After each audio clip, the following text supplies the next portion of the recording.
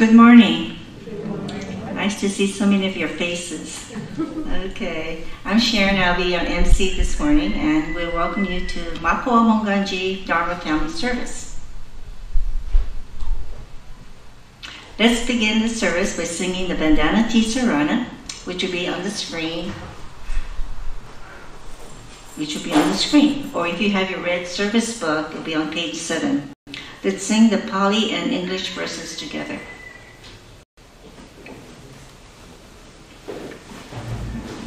Please rise. Thank you. Namo tassa bhagavato arahato sama sambuddhassa. Homage to him, the exalted one, the enlightened one, the supremely awakened one. Buddham saranam gacchami, Dharmam saranam gacchami, Sangham saranam gacchami. I go to the Buddha for guidance. I go to the Dharma for guidance. I go to the Sangha for guidance.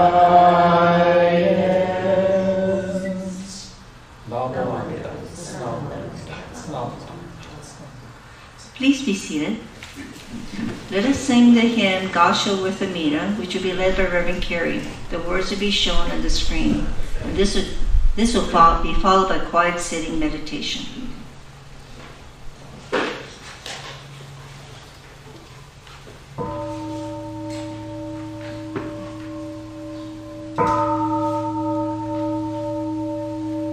Namo Amida Butsu.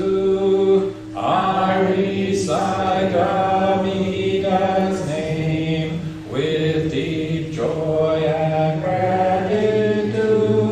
I worship with Amida trees and grasses and flowers, all grow in great compassion.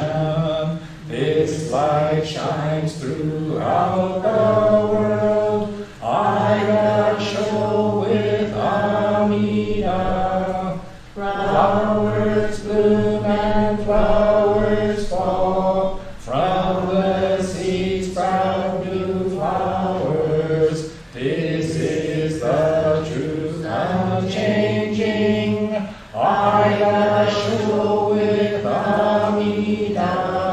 Springtime brings the happy birds. Their songs all praise Amida.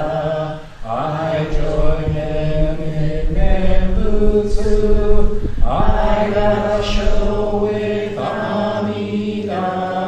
When I call Amida's name, it's Amida calling me. Buddha's voice, my voice are one. I worship with Amida. When I'm lonely, I recite Namo Amida Butsu. Then I feel great compassion. I worship with Amida. Nembutsu in work and play, every day with Amida, every moment filled with light. I worship with Amida. Remember the golden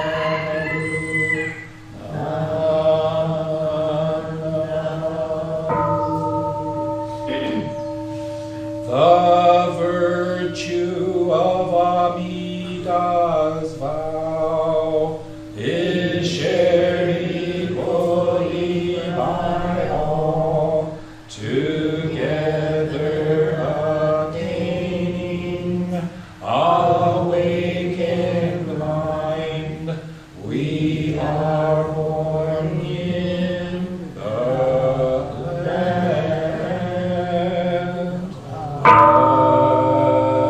peace.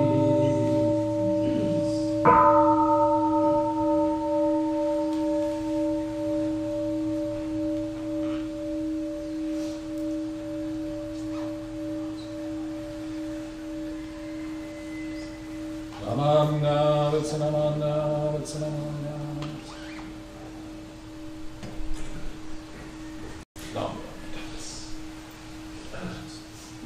Let's sit together quietly for a few moments.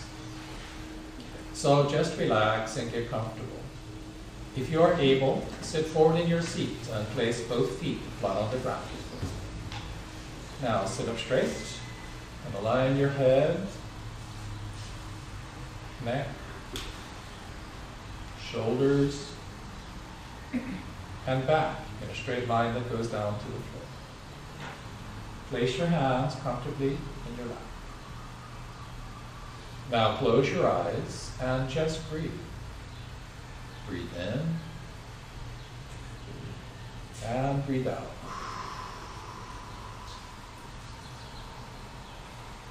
In and out. As you breathe in, you'll feel energy filling your body. And as you breathe out, any stress or worries in your mind just fade away. Just breathe. The sound of the gong will signal the end of our quiet meditation.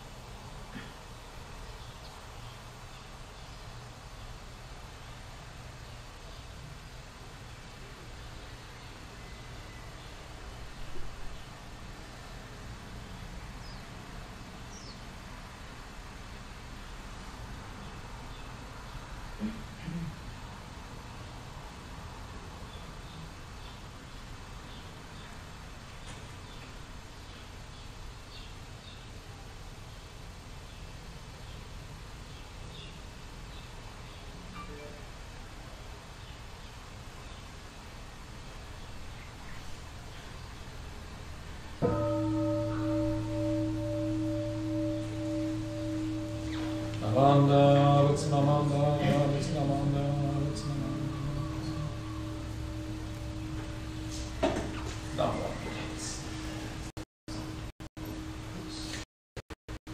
Sorry, my mistake. Huh? Okay. We'd like to encourage everyone to offer incense at this time.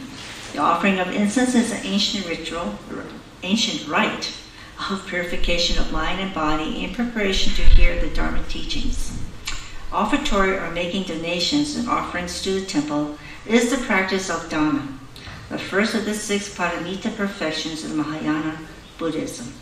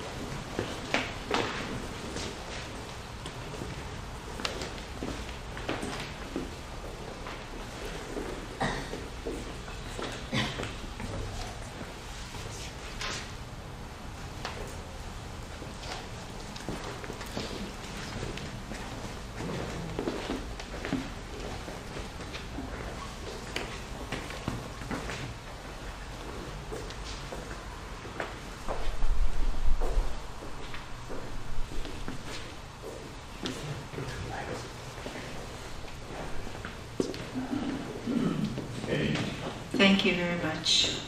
Let us rise for the reading of the Golden Chain of Love, which will be found on the screen. Let us begin. I relate to the Buddha's golden chain of love that stretches around the world. I must keep my way bright and strong. I will try to be kind and gentle to every living thing and protect all who are weaker than myself. I will try to think clear and beautiful thoughts.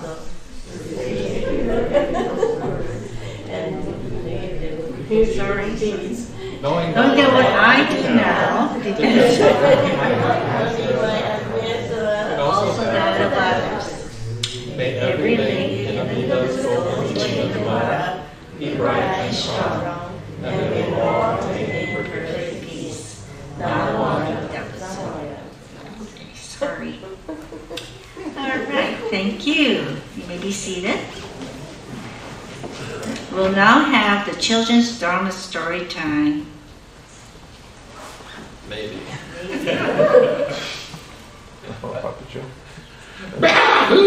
Good morning. It's live from Makawao. It's time for children's Dharma story time.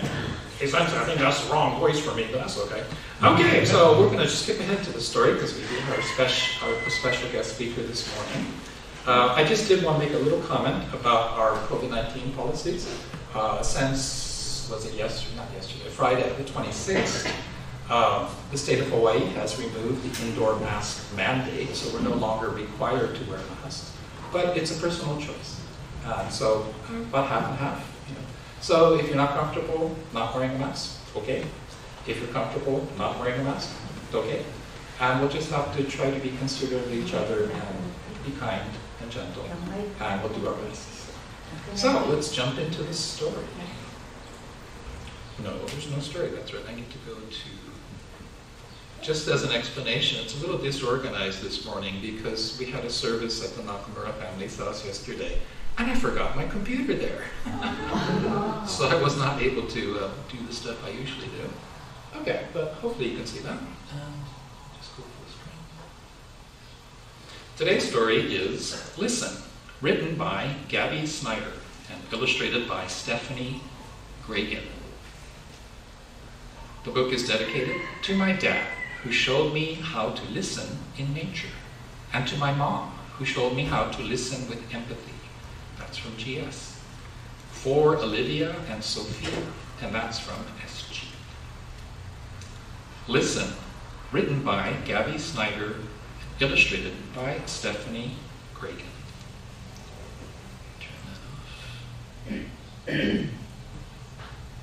When you step out into the big wild world, sometimes all you hear is woof, beep, vroom, noise. But what if you stop, close your eyes, and listen? Can you hear each sound? Woof, beep, vroom. Do you hear a dog yip yip yapping from a window to the yard to the passing car? Or a crow cawing from wire to wire? Listen. Through an open window, a tea kettle whistles. Listen. Can you hear the slap, slap, slap of shoes against the pavement? Listen. Kids jump rope. Thump, thump, thump. Can you hear hello called across the playground? Listen. Listen past the crunch of gravel and the scrape of chalk. Can you hear new words? Listen to each sound. Some pop like quick and snacky, while others stretch like long and leisurely. Listen. Hear words of joy and words that sting. Do you hear what your friend says? Listen. Can you hear what she's feeling too? A sob, a sigh, or even silence? Listen. Listen past the noise. What can you hear? Tippy tap tap tap, tippy tap tap tap. Rain falling on your umbrella. Brush, rush, hush. Wind through the trees. Listen. Can you hear the quiet? Listen past the quiet. What can you hear? The rumble of your belly? The whoosh of breath? Can you hear the voice inside you? Listen to nighttime hush and whispers. Good night. Good night. Good night. When all you hear in this big wild world is noise, stop. Close your eyes and listen to everything waiting to be heard. The book continues with a discussion about listening, so please ask your mom and daddy to go over this with you. It's actually quite interesting. And that was the story. Sorry. That was the story, and we don't have all the right slides. Okay. That was the story called Listen, and I don't remember the author and the illustrator, but thank you very much. So what did you think of the story? It's an interesting story, right? So Barkley, what did you think of the story? Well, Sensei, I don't listen very well because I'm like talking all the time, but when I do listen, you'd be surprised what you can hear. So when you're meditating, did you hear the Harley Davidsons go by? Did you hear the chickens? Beep, beep, beep, beep. Did you hear the bunny rabbit? For everybody who likes bunny rabbits, we have 2 bunny rabbits running around the property. So come check them out. Sometimes they go over there, a little brown one and a big black and white one. So anyway, just remember, if you listen, you will be surprised what you hear. And I'll just end it there because Sharon will now introduce our guest speaker. Hopefully. If the slides cooperate, we'll see how it goes.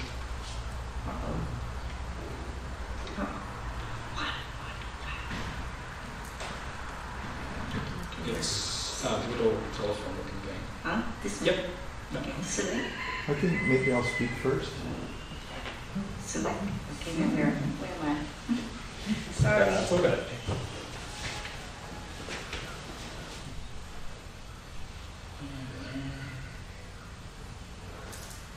Okay, there we go.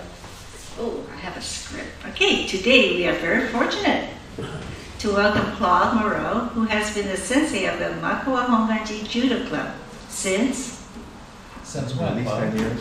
eternity. 10 years? Yeah. Okay. You heard the story about a father and daughter of Payet going on a fishing trip. It went wrong on Sunday, November 14, 2021. But did you know it was Sensei Claude and his daughter? And your daughter's name is? Charmaine. Charmaine. Thanks to Kako Media, we're playing 4 episodes of this amazing story. So please welcome Sensei Claude Moreau.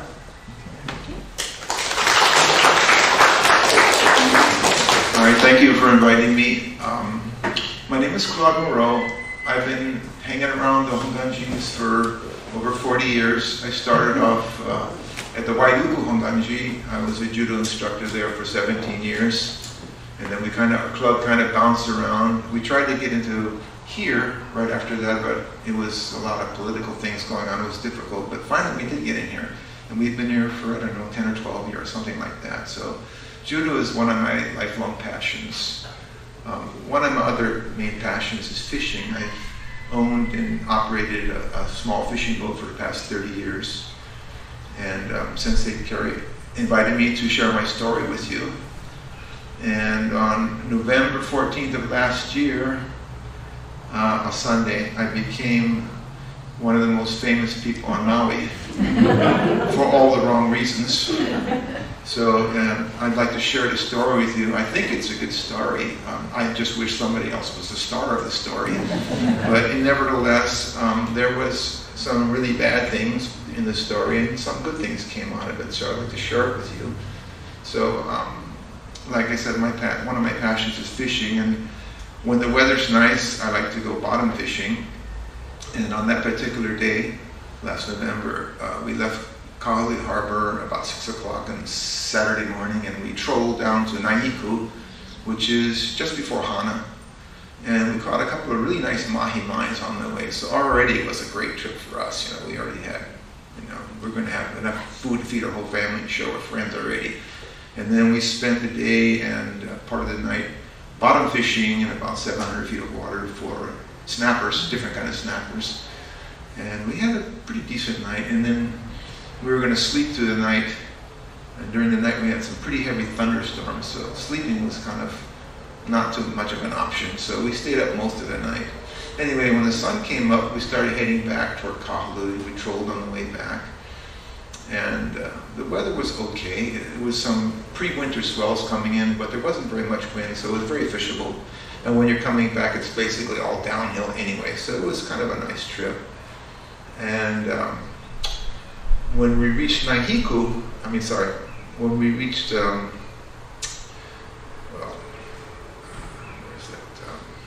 we got about halfway back, and I called my wife because I finally got phone reception. And I told her, well, we're here now and we're going to be back in about an hour and a half, so everything's good. So she said fine, she hung up. And then my daughter was sleeping on, I have a large cooler in the back of my boat. My daughter was sacked out on that. She was pretty tired, but she didn't sleep much during the night either. And I have a beanbag chair in my boat, and I just got it pretty recently, and it's pretty comfortable. And I just kind of sat back, and before I knew it, I was sleeping. So now nobody's watching out. So when you come back from Hana, you have to kind of go around a curve to get to Kahului, the island curves. And there's a series of points that stick out every so many miles. So I have an autopilot, and autopilot is a great thing because if you steer all day, you just get really tired, and if you get a fish on the line, because I fish by myself a lot, alone, by myself. So I have an autopilot. So my friend said, you go fishing by yourself? I said, no, me, myself, and I. All three of us go. And so, but I have the autopilot too. So I set my autopilot based on where the next point is, and I just sit back and cruise and let the autopilot do the work. But I don't usually fall asleep like that. And this time I did, and I kind of set the autopilot to miss one of these points by Huelo. And on the way back, by Kianai, we caught a really nice mahi-mahi. a nice ono. So we had a real variety of fish, and we were all happy, we were all stoked because we were going to have a family dinner. We always have family dinners, and I had enough to keep, sell, and give away. So to me, that was a really good trip. So we were all stoked. But anyway, when we got to Huelo, like I said, I just got too comfortable, and that's how I woke up. We were crashing into Maui, this rock wall, and we woke immediately. It was like, what the heck? And then both motors died. I have two motors in the back. So I started one of them up and started going backwards just to get away from the rocks, and water starts pouring inside the boat. And I hear one of the reels was going off because the lure got stuck in the rocks, and everything was just all happening at once. It was like pandemonium. And I'm trying to think, oh, maybe can I save the situation? And so as soon as I backed off, and then I put one of the motors forward, and the water just started pouring into the boat. Everything was happening so fast. And my daughter, she's like, Dad, get on the radio, call the Coast Guard, get on the radio. Okay. So I got on the radio, Mayday, Mayday, Mayday, this is the vessel Mayday, channel 16. That's how you start the conversation with the Coast Guard. And normally with the Coast Guard, they ask you a series of questions. They ask you how many people aboard, what's your position, is anybody sick, what's your location. They have a whole checklist of things. All I got was what I just told you, Mayday, Mayday. And the next thing I know, I am underwater. I am completely underwater while I'm holding the radio. I'm under the water. The boat filled up with water and tilted like this so that the motor side was down and the pointy end was up. And the boat just kind of sank. And when that happened, all the things that float went to the top of the boat. And that's where I was. And that big cooler that my daughter was sleeping on kind of trapped me up on the top. So I was on the top underwater. And I could see a little daylight through, and I was trying to get past that. And then my daughter, she was in the water already in the ocean. She saw what was happening. She dived down and she helped pull me up past that big cooler. But then the boat was gone, and we're trying to think, oh, what the heck? Because I have some safety devices we can use, but they're all underwater. And a few things floated around. One of them was that big cooler that my daughter was sleeping on. I saw a 1 gallon jug of water, so I might need that, so I grabbed that. And then we had a seat cushion that's also a flotation device, so one of us grabbed that. And I was wearing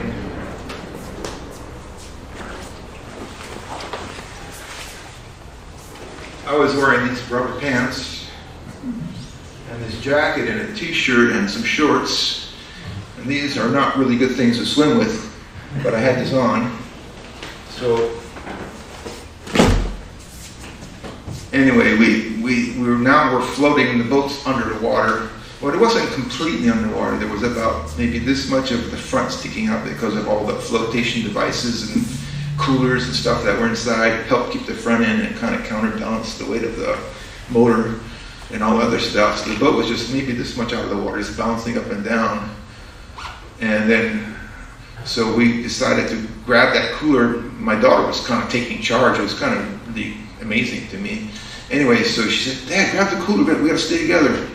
So the cooler had a handle on one end and a handle on the other end, so I grabbed the back end and she grabbed the front end. And she was wearing, I guess it was like a wetsuit, and she had some rubber boots on.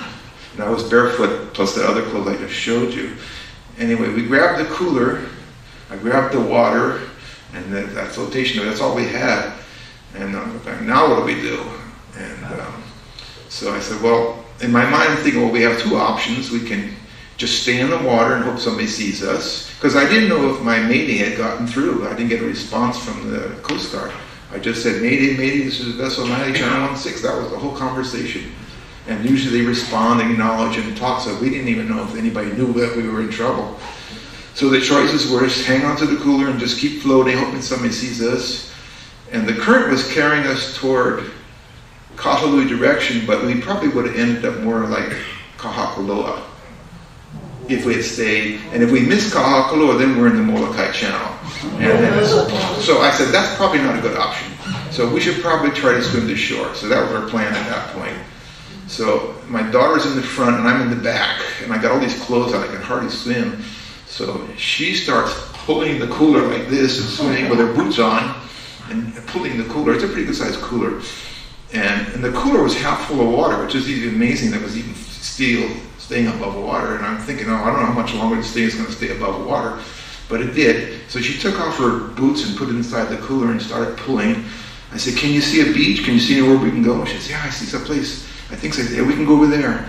So, and I couldn't see where we were going, so I'm in the back. I'm hanging on with the water jug, and so I can't use my hands, so I just turn on my back and just kick with my feet. And so she was basically the captain at that point. She was guiding us. So, and I thought, well, these clothes, I can't swim with these clothes. But I knew that we were going to end on a rocky beach, and there was some surf coming in, so I knew we were going to get pounded no matter what. So I figured, well, I better leave this clothes on because at least it'll prevent me from getting too much. Oh. Okay, sorry.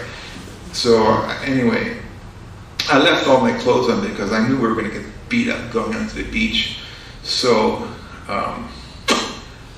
when we got close enough to the beach, we let go of the cooler, and my daughter swam right in. She didn't have any trouble at all. And I had all this clothes on, and then she gave me that. She put her boots back on, swam to shore, and she got right away. She got in, and I was really struggling because I had that seat cushion. It was kind of making me go in all weird directions because of the current and everything. There was a big current going in there. There was a big surge in there, and there's a large rocks, and I could hear them rumbling around in the surf. I'm going, oh boy, I'm going to eat it. So anyway, I got close enough. I went on my back. I tried to go in, and it just got pounded on the rocks, and then the surge pulled me back out, and my daughter's yelling, "Dad, Dad!" She's telling me, she's trying to encourage me. And then I got to the rocks, and she said, dig your feet in. I turned around backwards and dug my feet down, and the surge was so strong it sucked me right back out. So I go, oh, here we go again. Pounded on the rocks. And this went on 2 or 3 times. And finally I got to the shore. And well, I didn't get to the shore right because my daughter jumped back and helped me get back in because I was having a hard time staying above water. And my head kept going up, and I didn't swallow any water, but the surge, between the clothes and the surge and everything, I was just getting tired. I was going up and down, and every time I got close to the beach, it pulled me back out. So she jumped back in and pulled me back in. So I guess that's basically the second time she saved me.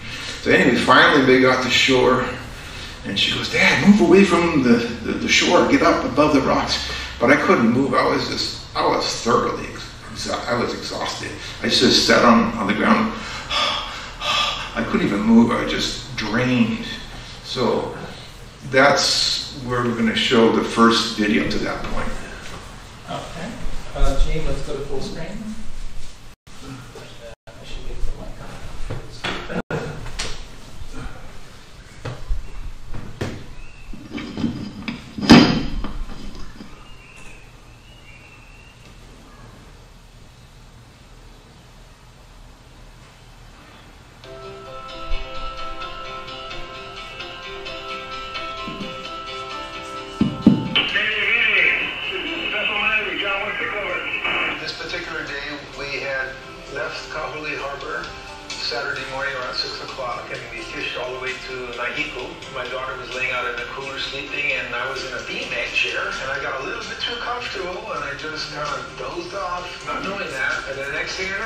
That's my daughter, Sherman. The bullet hit the rocks. Like, he made the mayday call and he went down as he was making the call. He's completely submerged, trapped between the cabin and the cooler. I wanted to get away from the boat. I didn't know if it was going to sink down and take us down with it, and I wanted to get us away from the crashing rocks. So we had no time to grab anything else. So what I saw floating was a red seated cushion that also is a flotation device, and then that cooler that was trapping him starts floating. And so I thought, okay, I did not want to get separated from him, and if you also got swept out to sea, that would make it easier for somebody to find us because it was a large cooler. I was holding on to the cooler. We had to go around the rocks that we hit, large waves crashing on lava rock formations. When I got on shore and I got him to sit in a safe spot, the cliffs where we were at were unclimbable, and I walked just a little ways more and I saw a rope. I knew I could do it. I knew I had the physical strength to do it. And on the second section, I climb up and I'm holding the rope and my weight's on it, and the peg pulls out of the cliff, and I was screaming so loud. I didn't realize, thankfully, that rope was also still going up to another peg.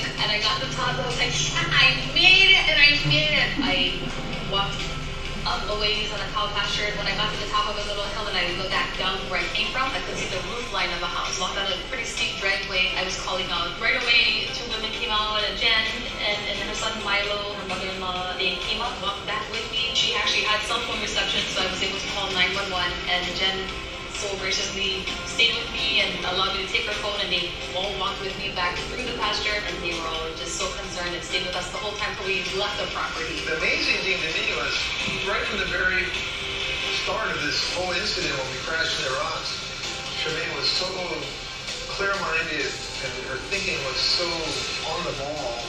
She said, Dad, get on the radio, Dad, do this, Dad, that. They were all good suggestions. She didn't panic at all. Not once during this whole incident did she panic. She was always thinking clearly and thinking in a logical way that was going to help us get out of the situation. And not good fodder for that, because there's a lot of people that would have just totally panicked or just given up. And she didn't do any of that.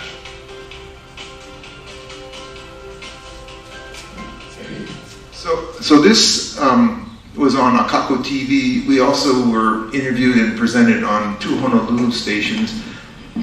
And I was very disappointed in the way they presented the story because they left so much of it out. All they wanted was a splashy story about hero and daughter saves dad. And that part is true, but they left out so much more of the story. And this lady, Gina Miller, came and spent the day with us. And we went back to the place, and she actually, funny coincidence, she owned that property for a large part of her life, and she knew it really well. And but when I reached the rocks, my daughter, I was, like I said, I was totally exhausted, and my daughter's like, I'm going to climb up the cliff. I'm like, well, don't fall down the cliff since we went through all this and made it. She said, don't worry. But it was something to worry about because the cliff was like this, and it was, the helicopter came and got me. You'll see in the next incident. And I asked the guy how tall it was, and he said, well, we had a 75-foot rope, and we had to go below the cliff to get you. So I'd say it's probably 50 to 75, probably 75 feet high, and it was like this. And I didn't know if my daughter was going to make it. She said she saw a rope attached that fishermen used to get up and down. And so she makes it to the top. And I'm like, I was thinking, you don't want me to go up there. That's not going to happen. I'm not going to climb up there. And I pointed at my foot because I had a big cut on the bottom of my foot because I didn't have any shoes on. I wasn't going to climb up that cliff. So anyway, she made it up there, and there was a cow pasture with a lot of houses, and she tracked somebody down, and they got a phone, and it turned out actually that the Mayday had gone through. I talked to my wife later on. She said the cops were pounding on her door, and she says, what's going on? And they said, we received a Mayday from your husband. And he goes, what are you talking about? I just talked to him on the phone. She says, well, we got a Mayday. We're checking it out. And it was the real deal. So anyway, they sent a rescue helicopter out and an ambulance. And I was still on the rocky beach, and they came and they helped me into the basket. I was just wasted. I could hardly move. And plus I was shivering because I think I was getting hypothermia. As I was on the rocks, we were in the water trying to get to shore for, at least me anyway, at least an hour. Trying to get to shore. So I was tired and cold. And so they helped me on the basket. They pulled me up and into the middle of this field, and they drove an ambulance down there, and they said, well, we need to take you to the hospital, check you out. And I said, well, I'm just banged up. I mean, nothing's broken. They said, oh, no, we need to check you out. So they drove me down. My daughter got in the ambulance with me, and they drove us down to the hospital, and after about 5 or 6 hours, they go, well, you're just banged up, go home. Okay. So anyway, that night, because I looked on the cliff, and I could see that, if you saw in the video, that just the point of my boat was just sticking up. And what happened was, I have a big anchor, and it had fallen out, and I have a bunch of lines inside my boat, and they all tangled in the anchor, so it kind of caught it right there, so it didn't get smashed on the rocks. So I thought, if I can get back there tomorrow, I can maybe salvage some of my gear. So I called one of my friends, Armilo Kabatingan. He's super fisherman. He lives up country, and asked him if he would help me, retrieve whatever I could from the boat. So he got on the horn, and he's a really well-known, well-loved fisherman here, part of the fishing community, and he gathered together a guy on the Zodiac and 4 divers.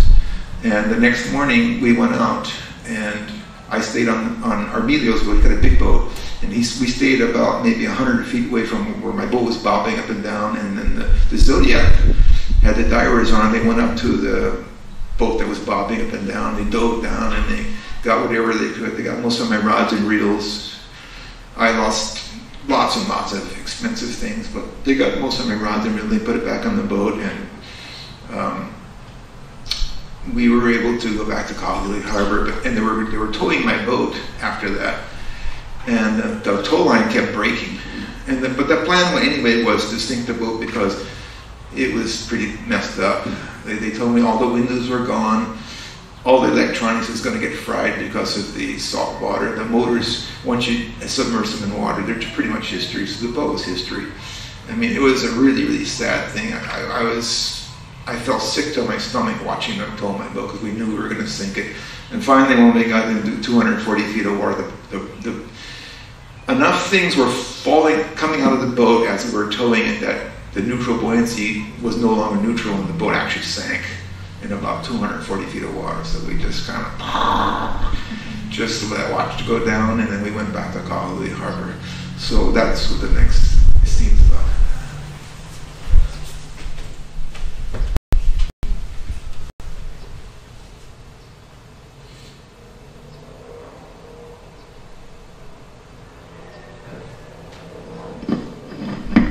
On Sunday, November 14th, a morning fishing trip turned into a nightmare for Claudia and her daughters on the ground and began to sink off of Hongkala Point in Huelo.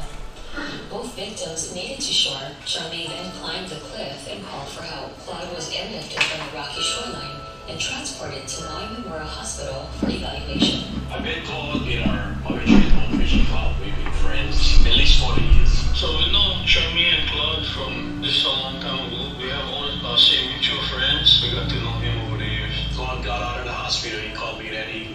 asked if I could help with recovery of the boat. I said, okay, Club, what I'll do is I'll make some phone calls and get some divers and get help. Never take long, within an hour, and everybody was like, yeah, we can help you. So Amina contacted us Sunday evening. He asked if we could help with the recovery. We said, yeah, we're willing to help. We brought the divers there, safety the divers just to make sure if there was other boaters that it was safe when they were in the water. They would give the stuff to me. Armenia was anchored out a little bit more deep. They come over to Armenia and pretty much it. So basically my part was to be in the water when we got there and try to recover gear, see what the situation was, see whatever we could get out of the boat. So on Monday when we got there, it was about 7:30 in the morning, and typical oil, there wasn't too much wind, but the water was real shaky. So when we drove up to the boat, most of it was underwater. The smell of the gas, if you got within 100 feet of the boat, I mean, that's all you could smell. Well, the way the thing was blowing, the waves was kind of like pushing the boat almost directly on shore.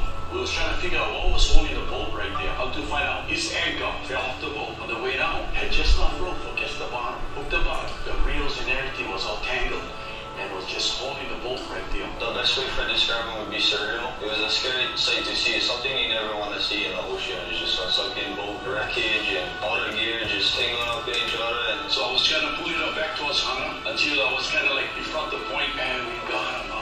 Everything was clear. We started towing them, and then plenty of this stuff started falling out. We started towing them. Most of the flotation device started coming out. We was ready for cut the line in case they went down and tried to pull me down too, you know. The boys had all the knives ready. Took them out kind of far out. All of a sudden, it was going, and then she would snap as she went down. She wanted to go. The next day when they went to salvage the boat, and after work I met them at the harbor, and they were cleaning up Armilio's boat and all of his gear that they say was in the back of the truck, and then they told me they had to sing the boat. I was like, oh, they had to sing the boat. I was like, oh, that's so sad. Like, that's the first time I cried. I was like, oh. It's like being at a funeral. You know, when I was there at the harbor, I was like, I'm so sorry to sink your boat, like burial at sea, you know, like, ah, that was heartbreaking. Yeah, it is heartbreaking.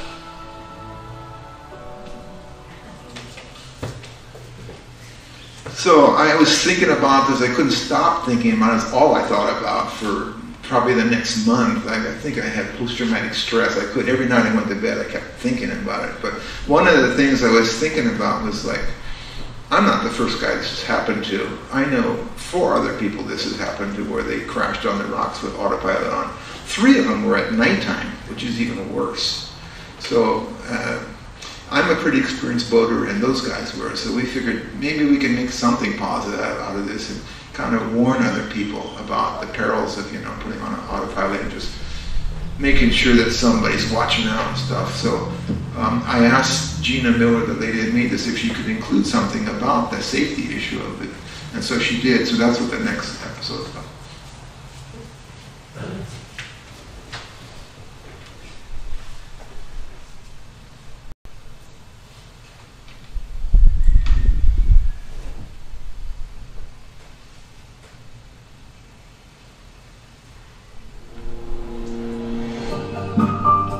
One of the biggest takeaways for me is the safety piece, and it's something that I want to pursue is helping all fishermen to have e-perb that goes off when it's submerged in water. He had the e-perb, and you manually activate it by pulling out an antenna, and then that will set up the signal. Well, we had 0 seconds to access that bag, and that went under with him and the boat went down in seconds. We didn't know if our mating call went through at all. And with that e-perb, it's guaranteed, and that signal will go out straight. They know exactly the name of your boat, the information, and exactly where you are. It's one less thing to worry about, and a safety feature that I'm sure would come in very handy for a lot of fishermen. Check your life jackets, check your fire extinguisher, make sure the thing works. Whether someone go out, tell them, man, this is how you turn this boat in neutral. This is how you turn on VHF radio, especially the e-perb. Also turn that on, sometimes manual. First of all, what Charmaine and Claude did was good by Claude not being alone fishing. From a spear fisherman's perspective, in freediving, the first thing you learn is not to ever be alone in the water. The ocean is treacherous. It doesn't matter how much experience you have, it doesn't forgive your mistakes. If you didn't have Charmaine there, it would be a different story. One of the big takeaways from this that I want everybody to get is the autopilot aspect of this. I mostly go fishing by myself. I've done it for years. You have to steer all day long. It's a real problem. Like if you hook up to a fish, You can't steer and fight the fish by yourself. All kinds of reasons why autopilot is great. And if you steer all day by yourself, you get so mentally and physically tired. Autopilot is your best friend. But having said that, it also could be your worst enemy if you get too complacent or you get too tired. Here's the thing about it. I am the 5th experienced fisherman that I know of, if you include me, that are experienced. Some of the guys are more experienced than me, and they all ended up the rocks the same way I did. So the lesson here is, when you're tired, your mind plays tricks on you, your body plays tricks on you. So you have to either have somebody actively looking out, find a place that's safe to anchor and take a nap, go in a real deep area where you can't drift on the shore. I turn off the motors and take a nap. But the point is, if you're tired, these kind of things can happen. And you can't blame the autopilot, that's human error. So anybody that uses the autopilot, keep that in the back of your mind, because it's already happened to at least 5 very experienced fishermen. So when we went down to salvage the boat or whatever we could, one of the divers, it had happened to him on his boat. He had come back from a long fishing trip and he crashed onto Alao Island in Hana at nighttime. He had to swim about a half mile to shore, and his boat got totaled out, so it can happen. And but the other part that I really wanted to do was, and especially since I was invited here to speak, was I was trying to think, is there some kind of Buddhist angle to this? And I found one. There is a Buddhist angle. You have this building behind the social hall. It's called the Dana House. And I asked them, what does Dana mean? And they told me, well, it's a principle where you help somebody just because it's the right thing to do. You're not expecting something in return. You're just doing it because it's the right thing to do without expecting reward. And there was a lot of that went on in this episode, this story, from all the guys that helped us out here. And it was really important to me to acknowledge them, me and my daughter. So we spent a good part of the next week tracking down all these people that helped us. I felt it was important to thank these people, because they all did it for all the right reasons, and nobody expected us to pay them or give them anything. So we went to the fire station, we talked to the guys, we brought some gifts to them, and we thanked them. They were so happy, they were just smiling up. You could see them, they were so happy, because hardly anybody ever thanks them. We tracked down the helicopter pilot, and that was kind of a hard thing to do. He's at the airport, all of them way in a corner somewhere. And he said he had done thousands of rescues, and only maybe 5 people had ever thanked him. It's amazing. I said, why would you not thank him? We went with that lady that produced this episode or this TV production. We went down to Huelo and we met all the people that helped us, and we thanked the person. We gave them some gifts and everything. They were so happy, so nice to us. It became a different kind of experience, and it was really feeling all that love going around was just a really special thing. And then all the guys that helped us on the salvage, I took them all to Mama's restaurant and we had a nice dinner just to thank them. So I felt personally that was an important thing, and they completely left all that stuff, all the safety stuff and all the thank you stuff, they left it out of those 2 stories, and I was really grateful that this lady was included that. So I guess that's what the next episode is about.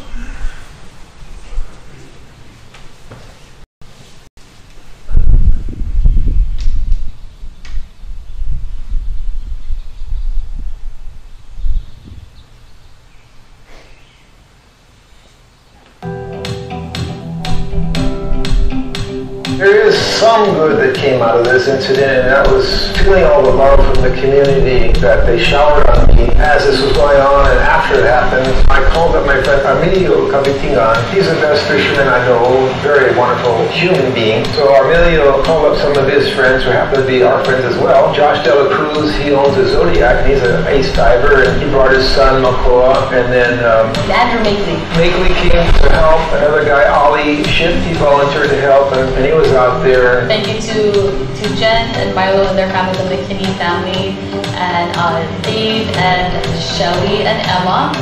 People driving the ambulance, that was Ralph and Nick.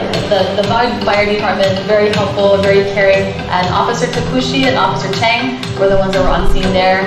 So loving, so caring, very, very concerned, very compassionate. You know, when something like this happens, everybody just jumps on it. They had so many people offering to help me out that we had to turn down because it would have been a zoo out there. But, you know, I got Armino to help me out, and I want to thank him and his crew, Eric, Otani. There was a crew on Armino's boat. They didn't have to do any of this. They just did it out of the goodness of the heart, part of the fishing community. It's just, I feel really honored and blessed to be part of that community, you know. It feels all so natural, so organic, and it's heartwarming to be part of that experience, you know. And as this was going on, I was thanking them, and Makawao is the one that summed it all up perfectly, you know. I said, Makawao is the 17-year-old son of Josh, and I said, thank you, Makawao. Automatic. And I love that. I just love that because that's how the community is here, and I would do the same thing.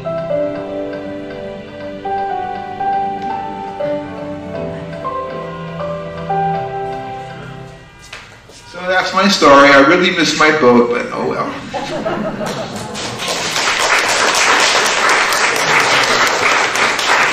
I'm sorry, I'd like to stay around, but I have to go to a referee meeting. I'm also coaching the high school judo team, and we're having a referee meeting that starts in 2 minutes. So I told them I'll be late, but I got to go to Wailuku Hongwanji for a referee's meeting. But thank you for allowing me to share a story again. Thank you very much, Claude. Since there's the mic. Oh, that's right. Personal microphone. Thank you. Awesome experience. Wow. Okay, well, thank you to Claude for his story and Akako Media. All right. Okay. Right. Thank you very much. I already said that. Okay, next change. Okay, please rise and let us sing the Gatha on Dokusan 2. Let's all sing the Gatha on Dokusan 2 in gratefulness along with Ms. Naho Umitani and Reverend Toshiyuki Umitani of Oili Hongwanji. Uh-oh. Maybe.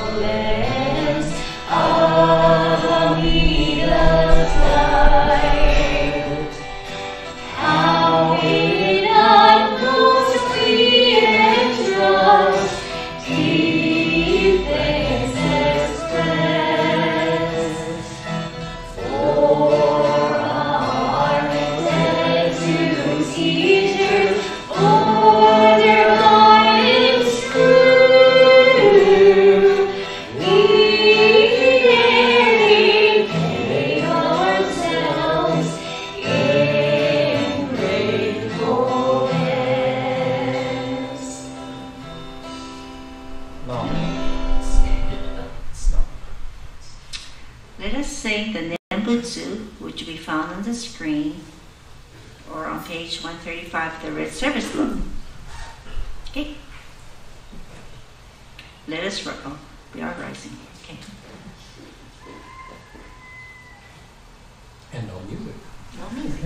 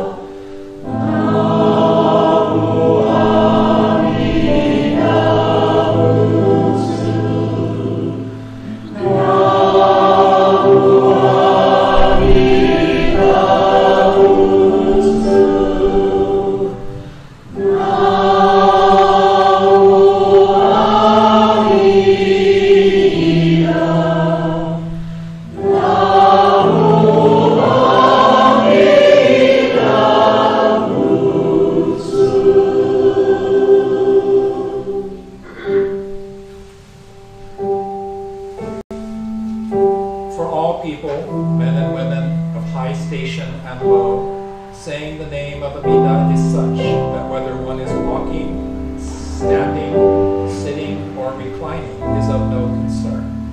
Time, place, and condition are not restricted. My eyes being hindered by blind passions, I cannot perceive the light that grasps me. Yet, the great compassion, without tiring, illumines me always. The words of Hongwanji in the hymns of the Pure Land. Namo Thanks.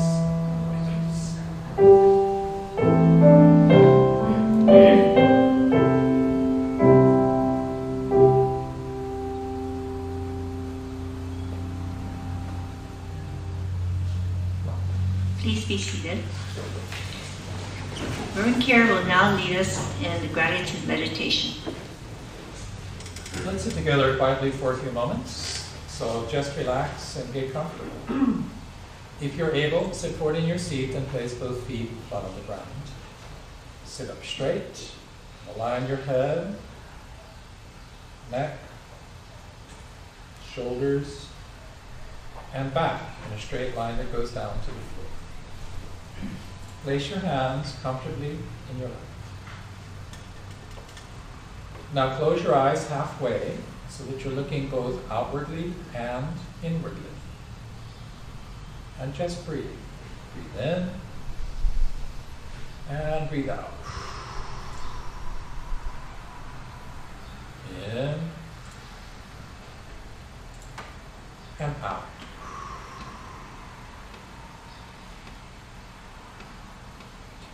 As you breathe in, think of something for which you are grateful. And as you breathe out, just say mahalo. Just say thank you, thank you, thank you. Just breathe. The sound of the gong will signal the end of our quiet meditation.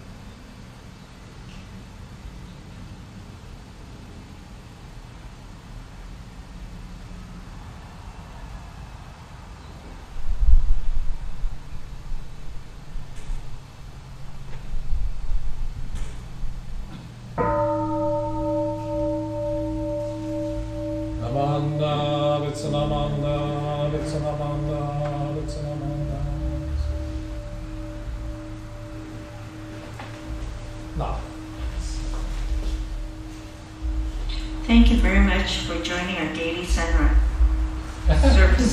Sunday service. Sunday service. Okay. May your day filled with aloha. Okay. We have announcements. Yeah, there's a couple. Couple?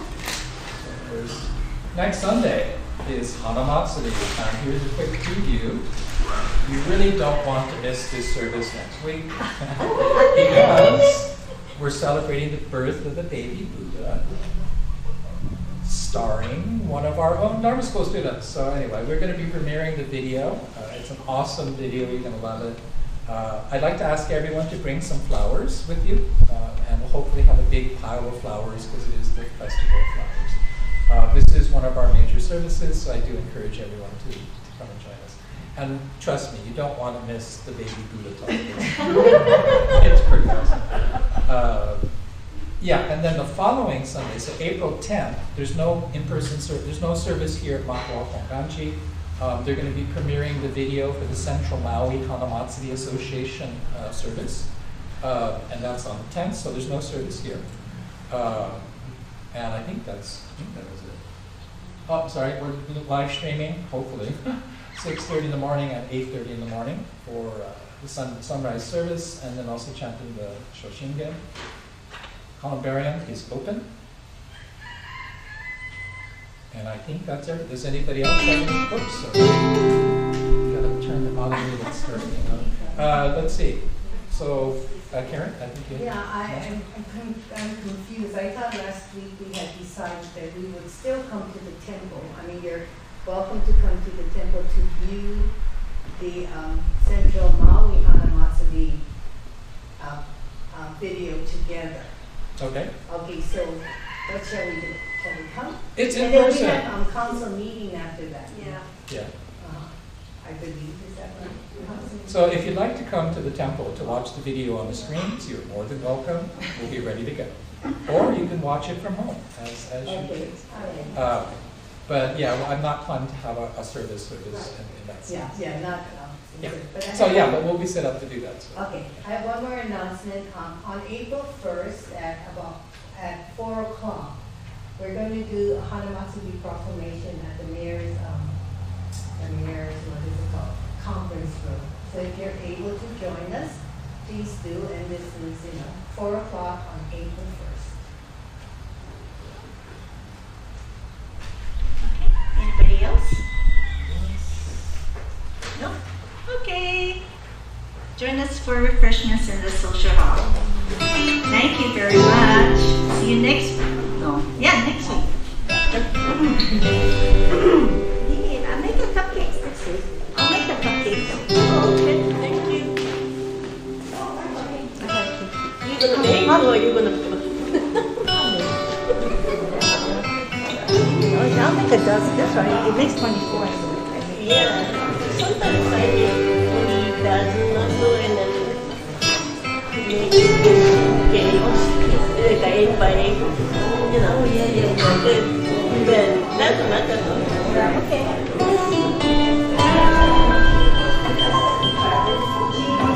See that baby?